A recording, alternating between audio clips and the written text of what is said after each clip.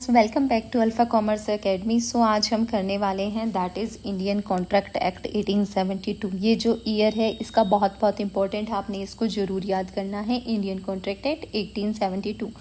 तो इस एक्ट में हमें पहले कुछ डेफिनेशंस दी गई हैं, हम उनके बारे में देखेंगे जो कि सेक्शन 2 में मेंशन है। First one is proposal. Proposal क्या होता है? जब कोई भी एक पर्सन, ठीक है, when he signifies is willingness to do, मतलब जब वो पर्सन जो है किसी को अपनी विलिंगनेस शो करता है कोई काम करने की, that is proposal. Okay, then promise. Promise क्या होता है? सेक्शन 2 सबसेक्शन बी में मेंशन किया गया है कि जब वो प्रपोजल है दूसरी पार्टी उसको मान लेती है, एक्सेप्ट कर लेती है, तो वो प्रपोजल क्या बन जाता है? आपका प्रॉमिस बन जाता है।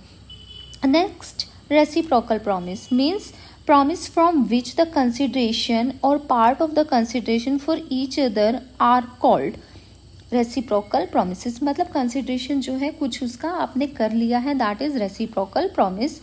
next is promiser and promisee। promiser कौन होगा? जो promise करेगा, ठीक है, एंड प्रोमिसी कौन होगा? जो उस प्रॉमिस को बेसिकली एक्सेप्ट करेगा, ठीक है, मीन्स वो प्रपोजल को एक्सेप्ट किया, जिसने प्रॉमिस किया वो प्रॉमिसर, एंड जिसने एक्सेप्ट किया that is promisee. Now consideration मतलब इन रिटर्न, बदले में। जैसे ए ने बी को बोला कि मैं तुझे अपनी कार सेल करूँगा 5 लाख रुपीज़ में, तो यहाँ पर 5 लाख जो होगा कंसिडरेशन होगा कि बदले में, कॉन्ट्रैक्ट को फुलफिल करने के बदले में जो आपने कोई भी चीज़ रखी है, यूजुअली जो मनी होती है वो रखी जाती है, ठीक है, या हम उसको बोल भी सकते हैं आज तू मेरी हेल्प कर दे, कल मैं तेरी हेल्प करूँगा, तो वो भी कंसिडरेशन होता है।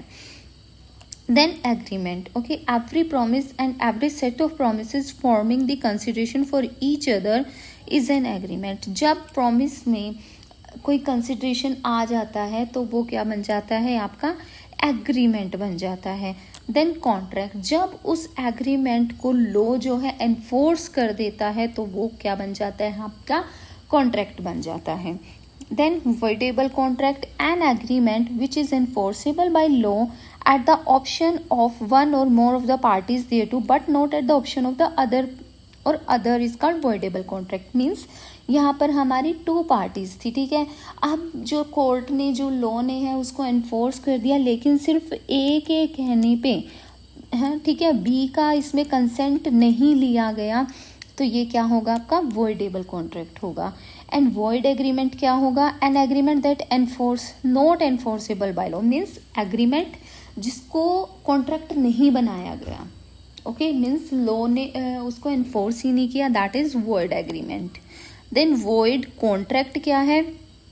void contract, a contract which ceases to be enforceable by law become void when it ceases to be enforceable। means जो है एग्रीमेंट था, लॉ ने उसको एनफोर्स कर दिया, वो कॉन्ट्रैक्ट बन गया, लेकिन बाद में जब उसको एनफोर्स करने की मतलब बारी आई या उसको फुलफिल करने की बारी आई तो वो वॉइड हो गया, मीन्स उसको ख़त्म कर दिया गया, that is void contract. So ये एक इम्पोर्टेंट टर्म है जो आपने देखनी है। All contracts are agreement but all agreements are not contract, ठीक है, मतलब ऑल जितने भी सारे कॉन्ट्रैक्ट होंगे, ऑब्वियसली बात है, कॉन्ट्रैक्ट कब बनेगा? जब एग्रीमेंट है वो लॉ के द्वारा एनफोर्स हो जाएगा तो वो कॉन्ट्रैक्ट बन जाएगा। लेकिन जो है all agreement are not contract, लेकिन सारे एग्रीमेंट जो है वो कॉन्ट्रैक्ट्स नहीं बन पाते, लेकिन सारे कॉन्ट्रैक्ट जो होंगे वो एक टाइम पे एग्रीमेंट जरूर होंगे। नेक्स्ट इज, सो बेसिकली इससे हमें क्या समझ में आता है कि contract is equal to agreement होना चाहिए और लॉ के द्वारा एनफोर्सेबल होना चाहिए। सो हम बोलेंगे कि वो कॉन्ट्रैक्ट है। Then agreement that does not give rise to contractual obligation are not contract. जो भी एग्रीमेंट है, ठीक है, वो एक दूसरे के जिस कॉन्ट्रैक्चुअल ऑब्लिगेशंस नहीं देते तो उनको भी हम जो है कॉन्ट्रैक्ट नहीं बोलेंगे। फॉर एग्जाम्पल, ए ने जो है बी को अपने बेटे की शादी में इनवाइट किया, B accept the invitation, B ने एक्सेप्ट कर लिया, this is a mere agreement not a contract. तो ये कोई कॉन्ट्रैक्ट नहीं है, ये जस्ट एक एग्रीमेंट है। There being no intention to create a law obligation, ठीक है, यहाँ पे कोई इंटेंशन नहीं है कि कोई लीगली ऑब्लिगेशन होगी कि हाँ तू नहीं आया तो तुझे मैं कोर्ट में घसीटूंगा या and all that. Next is agreement to do an unlawful immoral or illegal act like smuggling, murdering a person cannot be enforceable by law। तो एग्रीमेंट बेसिकली जो भी इलीगल होंगे, ठीक है, किसी को मारने का, धमकाने का या पैसा वसूल करने का, तो वो जो सारे एग्रीमेंट है वो ऑब्वियसली लॉ जो है उनको पास ही नहीं करेगी। तो ये एग्रीमेंट क्या होंगे, can not be considered as contract, ये कभी भी कॉन्ट्रैक्ट नहीं बन सकेंगे। Also certain agreement are specifically declared void और अनफोर्सिएबल। कुछ एग्रीमेंट ऐसे होते हैं जो पहले ही वॉइड हो जाते हैं या जिनको हम फुलफिल ही नहीं कर सकते। Example, agreement to bet, that is wagering agreement, agreement in restraint of trade, agreement to do impossible act, ठीक है, जिसे इम्पॉसिबल कोई बोले कि मैं तेरे लिए चांद तारे तोड़ जाऊंगा, so that is unenforceable agreement, उसको कॉन्ट्रैक्ट नहीं बना सकते। Hence all agreement are contract but all contract are fact agreement. Okay, now we have type of contracts, कि हमारे पास जो है कौन कौन से टाइप के कॉन्ट्रैक्ट होते हैं। First one is valid contract. First one is valid contract, this has all the essential of a contract and can be enforceable by law. Means इसमें कॉन्ट्रैक्ट के सारे जो होते हैं एसेंशियल्स एलिमेंट्स होते हैं और वो इन्फोर्सेबल होता है लॉ के द्वारा। For example, A agree to sell to B his watch for a consideration which is accepted by B. तो सिंपल सा जो है, मतलब सारे कॉन्ट्रैक्ट के उसमें पार्ट टाइप हो, मतलब सारी चीज़ें हों एंड वो लॉ के द्वारा enforceable हो, that is valid contract. Next is void contract. This is does not have any legal effect and cannot be enforced in a court of law. Means ऐसा contract जिसको जो है कोर्ट वैलिड नहीं मानती, उसको enforce नहीं करती।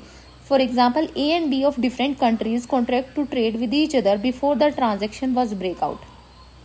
ठीक है, वॉर ब्रेकआउट, कि for example India and Pakistan में कोई कॉन्ट्रैक्ट हुआ था और फिर वॉर हो गया, तो जो है कंट्री अब उसको लॉ जो है उसको एनफोर्स नहीं कर सकता।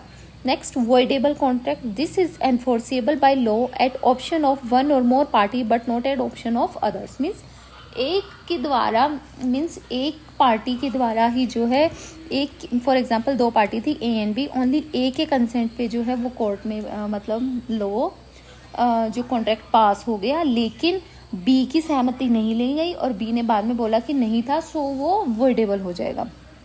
N obtain case accepted by fraud, the contract can be avoided at case instance but not by an. Okay, next is illegal contract, this is forbidden by law, the court will not enforce such a contract. कोई जितने भी illegal contract है उनको court जो है law जो है enforce नहीं करेगी, वो इलीगल कॉन्ट्रैक्ट होंगे। For example, C contract with H, a local criminal, to beat his business competitor. Okay. Next is enforceable contract. This is good in substance but suffer some technical defect. ठीक है, means unenforceable, जिसको आप enforce ही नहीं कर सकते। When the agreement A is not in written form, means कुछ technical चीज़ों की वजह से या कुछ उसमें एलिमेंट ऐसे मिसिंग थे जो कि नेसेसरी थे, तो वो क्या होगा, अनएनफोर्सेबल कॉन्ट्रैक्ट। ठीक है, नाउ बेस्ड ऑन फॉर्मेशन के बेस्ड पे, मीन्स किस तरीके से वो फॉर्म हुए, तो हमारे पास है express, implied and tactic. Express है जिस कॉन्ट्रैक्ट को आप वर्ड्स या आइदर स्पोकन और रिटर्न की फॉर्म में ले आते हो, मीन्स आपने कंप्लीटली उसको एक्सप्रेस कर दिया, that is express contract. A appoint B at is agent by way of return agreement, that is express contract. Now implied contract, this imply a contract through parties never intended, where a proposal or acceptance is made otherwise than in word promise is said to be implied. Okay, for example, a consignment is delivered at a wrong place, there is an implied condition for that recipient to receive it. ठीक है, means जो party है वो भले ही agree ना हो, but वो एक जनरल ट्रूथ है कि ऐसा ही करना है। फॉर एग्जांपल, किसी के पास कोई रॉन्ग डिलीवरी आ जाए तो आपका राइट बनता है कि आप उसको रिटर्न कर दो, तो उसमें क्या है, so that it can be deliver to the intended consignee. तो इसमें बताने की जरूरत नहीं है, वो इम्प्लाइड ही होगा आपके ऊपर। Then tactic contract, it is a situation where a contract has to be inferred from the conduct of party. For example, drawing cash from ATM, sale by fall of hammer on an action sale, etc. ठीक है, next, based on performance के base पे अगर हम contract को bifurcate करते हैं, सो that is executed, जो हो चुका है, जिस कॉन्ट्रैक्ट आपने कॉन्ट्रैक्ट किया था कि ये काम करेंगे वो कंप्लीट हो चुका है, that is executed. A contract को buy a car from B paying cash, B instantly deliver his the car, ठीक है, हो चुका है, वो डन हो गया है, डन हो गया है completely, that is executed. Next executory contract, जो अभी होना बाकी है, this is a contract which is partially perform, जो मतलब कुछ परफॉर्म हुआ है या होना बाकी है, that is executory control contract. D agree to buy V's cycle by promising to pay cash on 15th July. B agree to deliver the cycle on 20th July. Okay. Then unilateral contract. It is a one-sided contract. Okay. In which only one party has to perform his promise or obligation. For example, G books a ticket with Indian Airline from Delhi to Goa on 16th June. Date of travel being 16th July. Indian Airline has to perform his part for contract on, ठीक है, 6 means एक ने अपनी duty fulfil कर दी है, अब एक ने ही करनी बाकी है, so that is unilateral contract. Then bilateral contract है, it is a contract where the obligation और promises in a contract is outstanding on part of the both party, जहाँ पर दोनों ही पार्टीज का जो ड्यूटीज हैं अभी पेंडिंग है। C agreed to sell his DVD player to R, promises to return it on the date of payment. R promises to pay the amount 1 month hence. Okay, so जहाँ पे दोनों की pending है, that is bilateral contract। तो हमारे पास किस किस तरीके के जो हैं कॉन्ट्रैक्ट आए। फर्स्ट हमने पढ़ा एनफोर्सिबिलिटी के according, valid, void, voidable, illegal, unenforceable. Then formation के अकॉर्डिंग हमारे बनते हैं, that is express, implied, tactic, based on performance हमारे बनते हैं।